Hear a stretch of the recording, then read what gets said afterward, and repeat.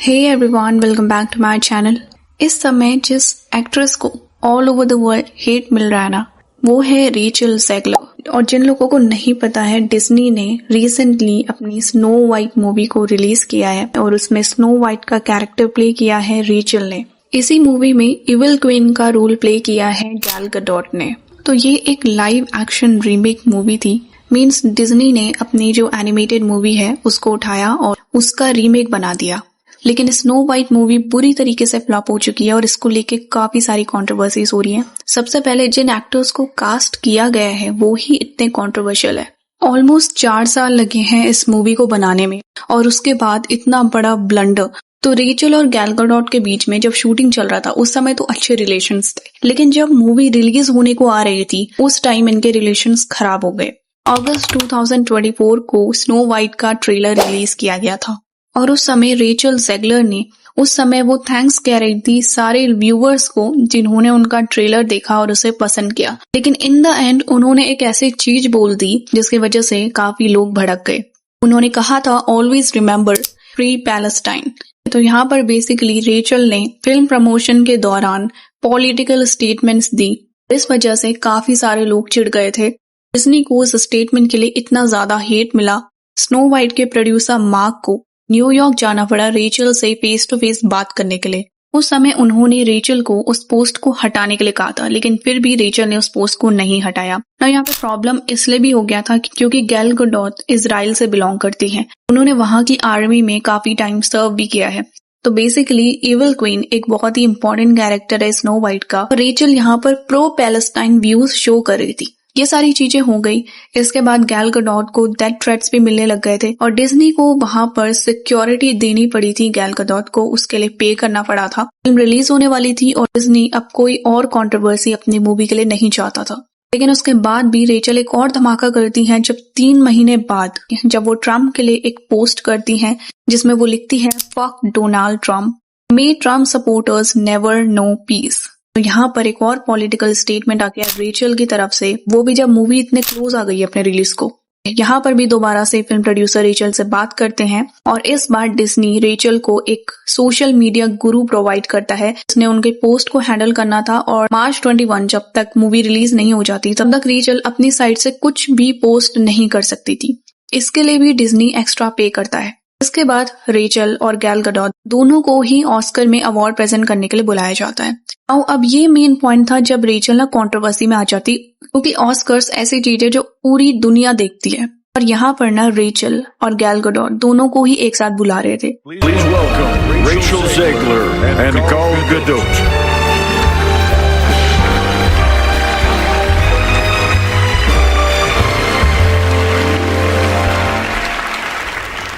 Visual effects push the boundaries of what we see on screen. Their work makes the impossible seem possible. गैल गडोट तो काफी ज्यादा gracefully वहां पर walk करके आ रही थी और जो भी उन्हें लाइंस दी गई थी बोलने के लिए तो वो बहुत ही नेचुरली उन्हें बोल रही थी। लेकिन as you can see Rachel किस तरीके से वॉक करके आ रही है और ये जो इनकी वॉक है ना, ये बहुत सारे लोगों को पसंद नहीं आई। और यहाँ पर जब वो अपने लाइंस बोल रही है तो काफी ज्यादा फोर्स उस पर डाल रही है। अगर आपने मूवी के सीन्स देखे होंगे तो रेचल अपनी लाइंस पे बहुत ही ज्यादा फोर्स डाल रही हैं। The original cartoon came out in 1937, and very evidently so.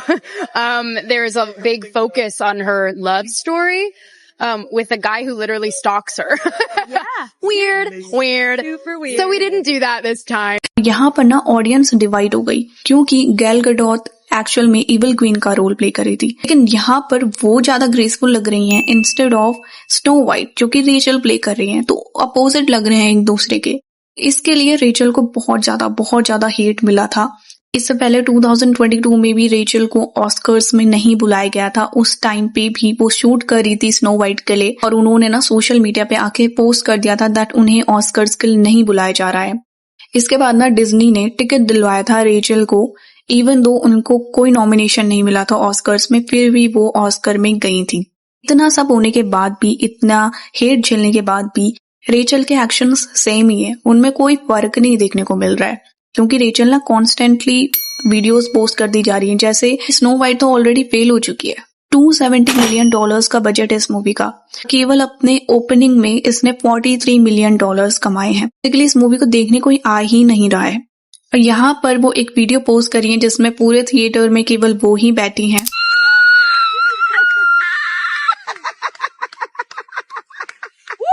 उन्होंने एक और वीडियो पोस्ट किया था अपने हेटर्स के लिए। And to everyone who hates when I win, the winged victory came to the Louvre in pieces, and people still line up to see her.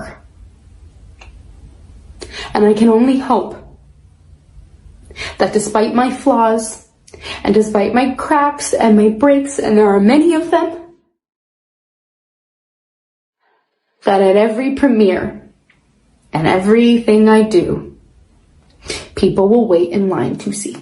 उनका कहना है दैट लोगों को ना मूवी इसलिए पसंद नहीं आ रही है क्योंकि ओरिजिनल स्नो वाइट जो एनिमेटेड मूवी बनी थी उससे थोड़ा सा हमारी मूवी डिफरेंट है और इस वजह से लोग नेगेटिव पर्सपेक्टिव से मूवी को देख रहे हैं। मूवी में तो बहुत सारी प्रॉब्लम्स हैं, लाइक CGI कैरेक्टराइजेशन किया है जो 7 ड्वार्फ्स का, वो ऑडियंस को बिल्कुल भी पसंद नहीं आ रहे हैं। दूसरी साइड रेचल जो है वो लैटिन अमेरिकन है और जो ओरिजिनल स्टोरी है स्नो वाइट की 1937 में जो एनिमेटेड मूवी बनाई थी डिज्नी ने, उसमें स्नो वाइट को बहुत ज्यादा फेयर दिखाया गया था।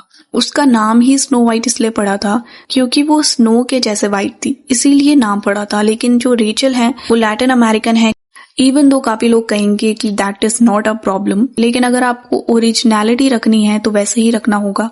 ऊपर से 2 मेन कैरेक्टर्स के व्यूज एक दूसरे के बिल्कुल अपोजिट हैं गाजा में वॉर को लेके। So there are multiple reasons क्यों ये मूवी फ्लॉप हो गई और किस वजह से रेचल का करियर बर्बाद हो सकता है।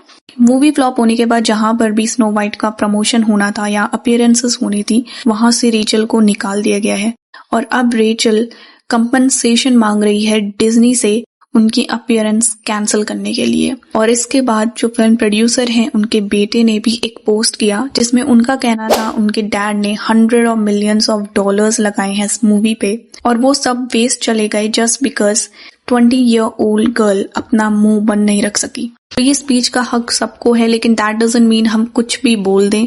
इतना ही नहीं, रेचल की वजह से जो क्रू मेंबर्स थे, जितने थाउजेंड्स ऑफ लोग वहां पे काम कर रहे थे, उन सबको भुगतना पड़ रहा है। रेचल ने केवल पॉलिटिकल रिमार्क्स ही नहीं किए थे, इनफैक्ट उन्होंने स्नो वाइट के लिए अजीब सी बातें बोली थी। जैसे उनका कहना था 1937 की जो एनिमेटेड मूवी बनी थी उसमें प्रिंस स्टॉक करता है प्रिंसेस को। तो इसी तरीके से काफी सारी उनकी स्टेटमेंट्स वायरल हुए जिससे ऑडियंस को ये पता लगा दैट ये कैरेक्टर तो प्ले करी है स्नो वाइट का, उसके लिए इसके मन में खुद कोई रिस्पेक्ट नहीं है। Also it seems like Rachel काफी ज्यादा सेल्फ ऑब्सेस्ड है, उन्हें लगता है वो ही सेंटर ऑफ अटेंशन है, जबकि उनके प्रोड्यूसर के बेटे ने साफ साफ ये कहा है दैट रेचल इस मूवी में एक एम्प्लॉय थी और अपने नेगेटिव स्टेटमेंट्स की वजह से इस मूवी को फ्लॉप कराने में उनका बहुत बड़ा हाथ है। तो आपका रेचल ज़ेगलर को लेकर क्या ओपिनियन है कमेंट्स में जरूर बताएं। वीडियो अच्छा लगे तो लाइक शेयर कीजिए, चैनल को सब्सक्राइब कीजिए। Thank you.